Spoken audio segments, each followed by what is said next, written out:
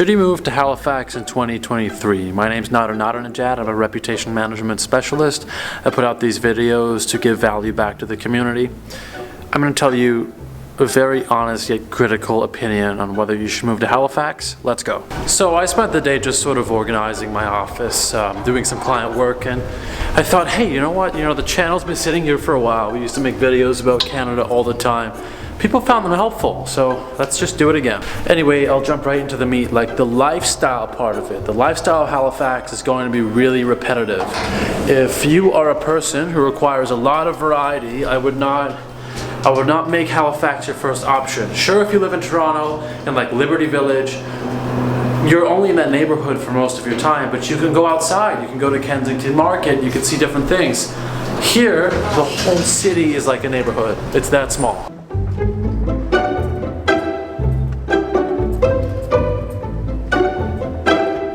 So I'm heading out to get a really quick bite to eat. I'm actually gonna go up on Spring Garden Road and just gonna grab something really fast, go back to my office, work, and then hit the gym. That is the goal for today. Lifestyle wise, it would make sense to move here if you're somebody who is easily overstimulated, or you're not a big fan of a hustling, bustling city like Toronto. Come here, live on repeat a little bit, have your grocery store, have your favorite 2, maybe 3 coffee shops, and that's it. Use this as your lifestyle hub and travel when you get bored and come back. That's what a lot of people do. That is, my reason I live here is because I have a lot of connections. It's easy and it works. I'm back home in gym clothes and we are ready to gym. But I want to break this down by category. So one thing you might love about Halifax is its scenic beauty. It can be beautiful, but you need to understand that your life is not going to be on the ocean unless you're ready to spend in the range of about $2,000 for your rent. You are not going to be downtown on the waterfront. We are lucky and fortunate enough to do that, but it took me several years to be able to get into that position. So I'd say if you're a student, if you're living on a lower income, or even you have a family and you're living on a decent income, spending over $2,000 on rent and utilities might not be the best idea for you. This is our view from the waterfront. I'll actually pan the camera around so you can see it. We're gonna have to adjust the lighting, so give me a moment. Okay.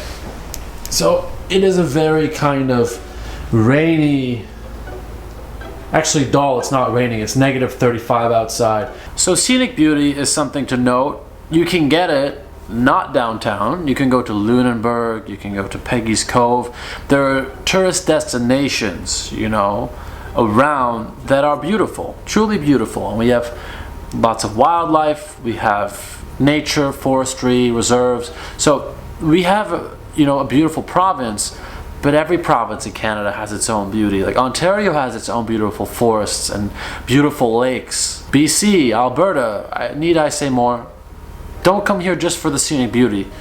It can be an added bonus if you like that maritime feel, but it's not enough to make your decision. Let's talk about the friendliness of Nova Scotia and what you're gonna get. If you wanna come to a nice, welcoming environment where people in general are gonna treat you in a friendly, kind of non-polarizing way, Halifax is good for that. It's calmer than Toronto. If we're looking at instances where somebody is going to, have road rage and get angry at you, I'd say the instances of that is lower here than in a larger city. People are going to hold doors. Those common niceties are going to exist within communities in the Maritimes. It's a slower pace of life. That being said, is it truly, and when we're talking honestly, genuinely, objectively, the friendliest place? No, I would venture to say that Canada actually is not the friendliest place because it's not the realest place. When you're truly friendly, you really want to know what other people are doing. You are genuinely curious.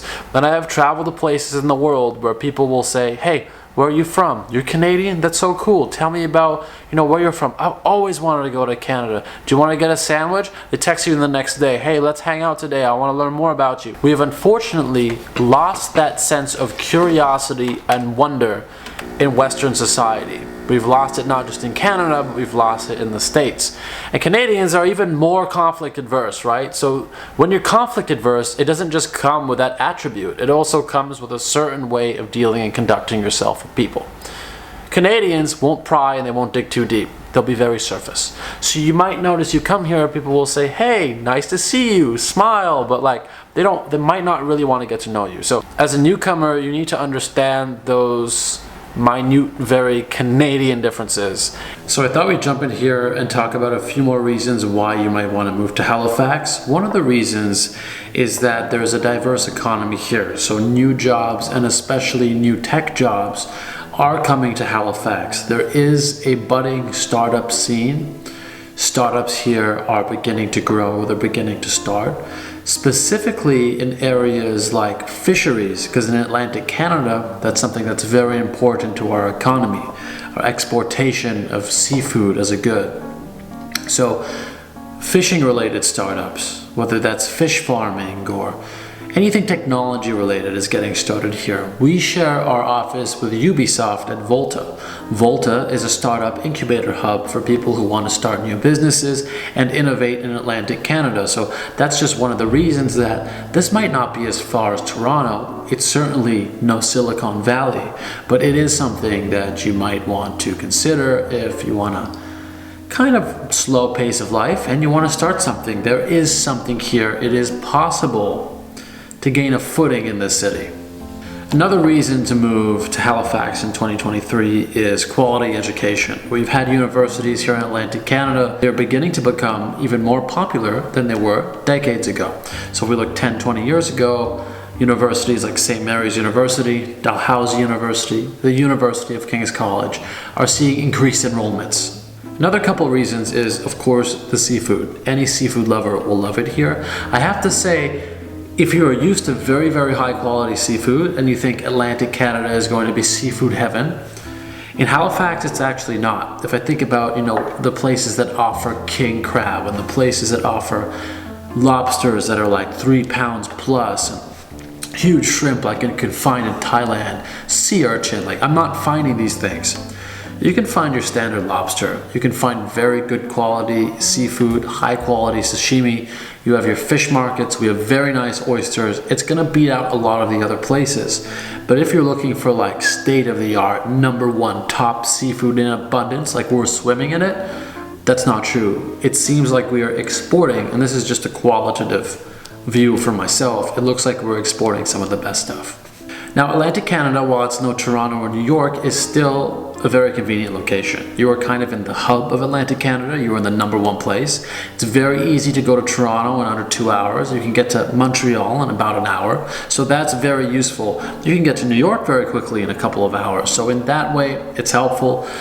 It is also closer to Europe. So rather than flying from Ontario to Europe, you can fly across the pond in a couple of hours less. So these are a few reasons why this is a convenient location just to live, chill out, do what you need to do, and travel when it's time or when you feel like it. So these are some of the reasons why I recommend moving to Halifax in 2023. It's not for everybody. I hope I showed you some of the views as to why you might want to consider not doing it and why you might want to consider it if it is you and if it is for you. So I hope this video helped you. It's been a very long time since I've done one of these. Can't say when the next one will be, but subscribe and thank you for watching.